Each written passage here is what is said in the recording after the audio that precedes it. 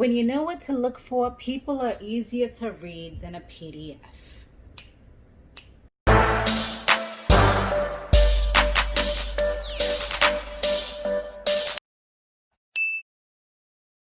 Hey, what's up? What's going on, everybody?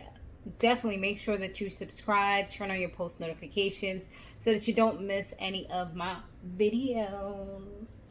All right, guys, so let's get right into this recap, right? And if you do have any comments or anything, definitely be sure to put them down below. So Paula Mazorato, I believe that's what she said her name was, right? Or Mazorato? Paula.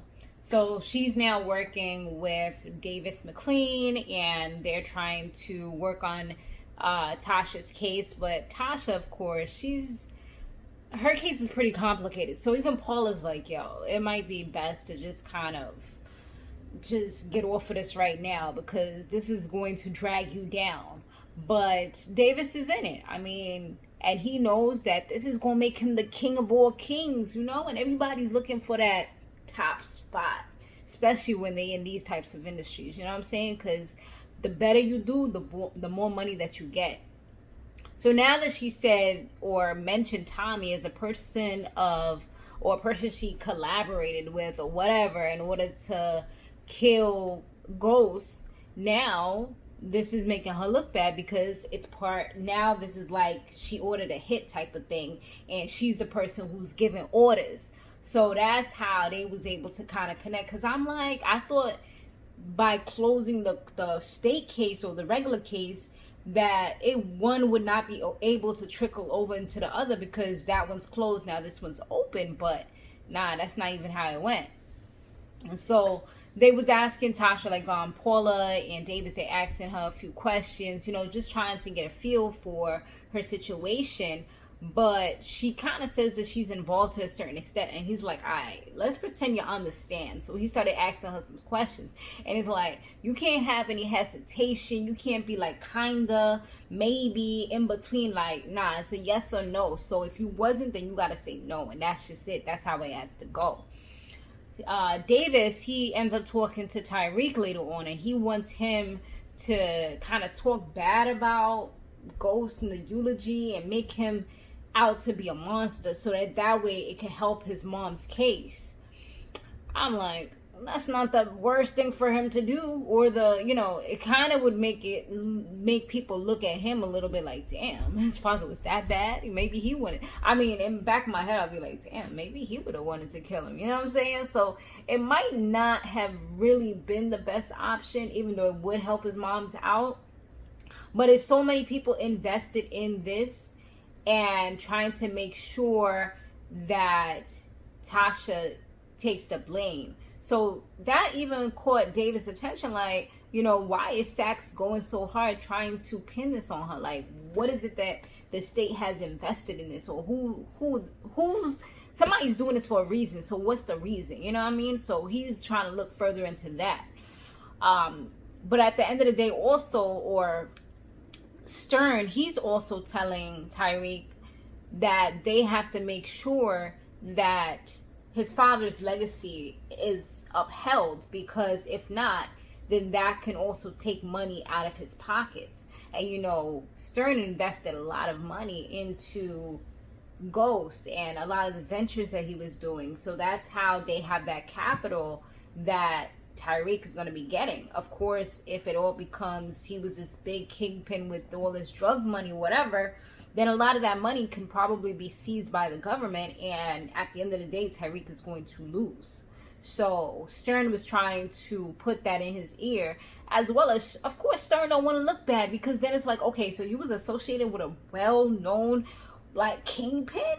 Y'all try to put this dude as the mayor or whatever, the mayoral candidate, you know, running mate or whatever. That's what y'all was doing.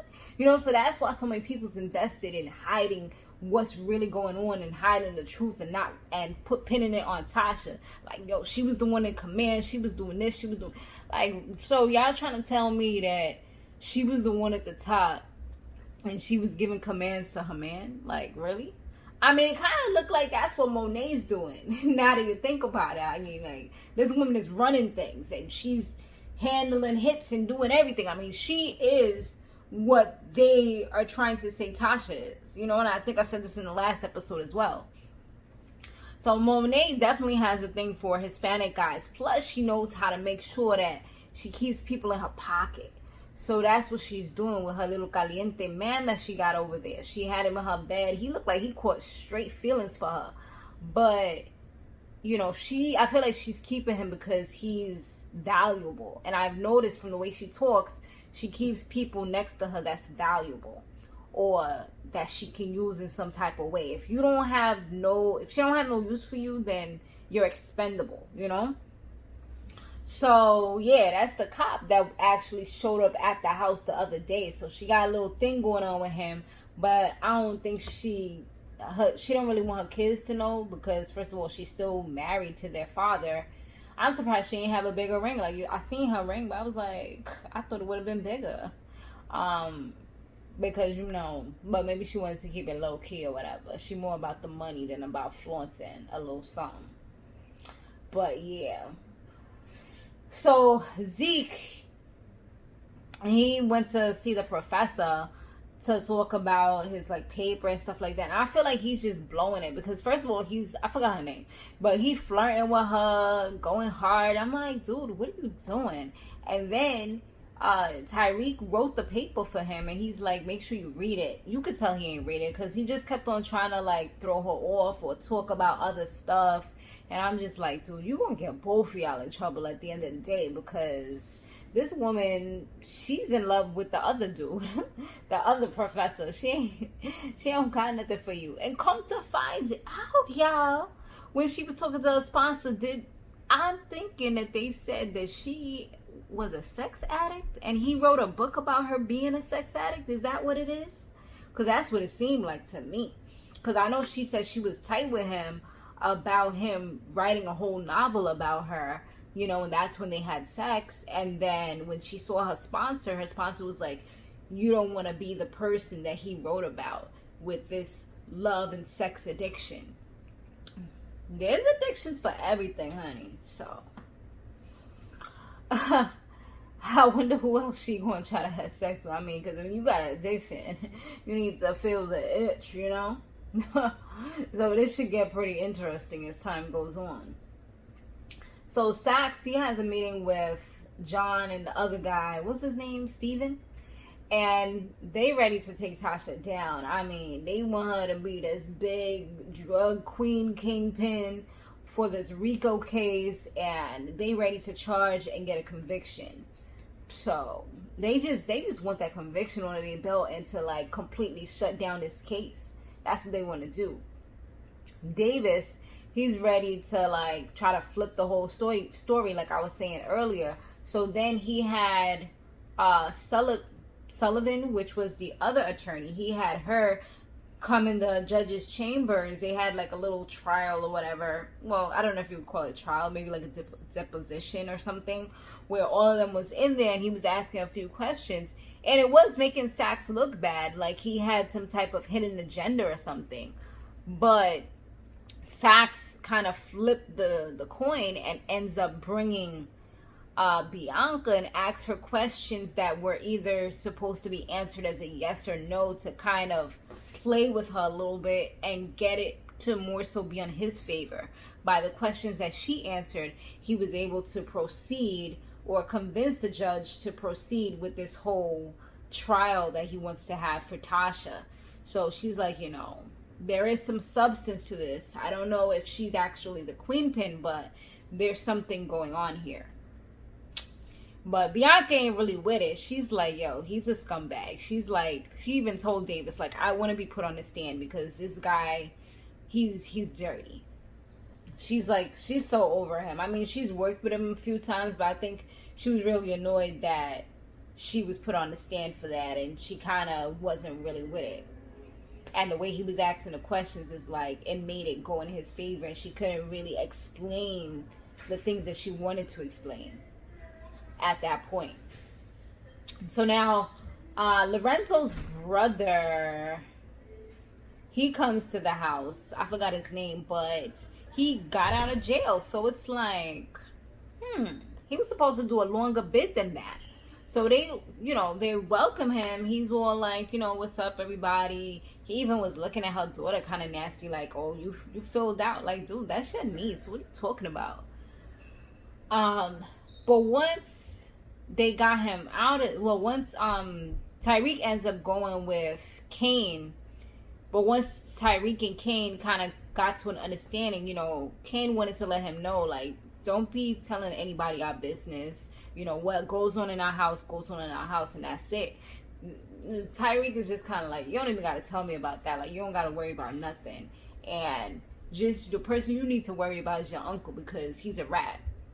You know, the only way that you come out early after when you're supposed to be doing a long bid is either pretty much on good behavior sometimes, or if you ratted somebody out to be able to get out.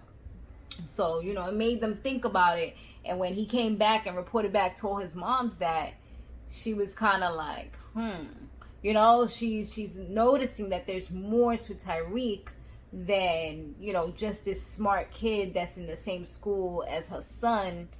He's a son, right? That's, you know, a big time basketball player in the college, you know. So following that, what happened? We get to see Tate again at homie's funeral, like at Ghost's funeral. And Tasha, she decided that she was actually going to speak to avoid Tyreek speaking. She came dressed to the nines with her little black dress on, black stockings, her little black heels, stilettos. I was like, yes, bitch, they made you look good. Okay. You know, because sometimes they just make the people in them. I don't know if this is realistic, if that could actually happen or not. But I know when I just watch other shows, they look with the jumpsuit. I mean, they let you come, but you be in a jumpsuit. So they let her come. She was dressed to the nines, had a little hat on, because, you know, she still got them little jailhouse braids. But she, you know, she was ready. You know, she was looking cute, ready for the papers. She even shed some tears, you know.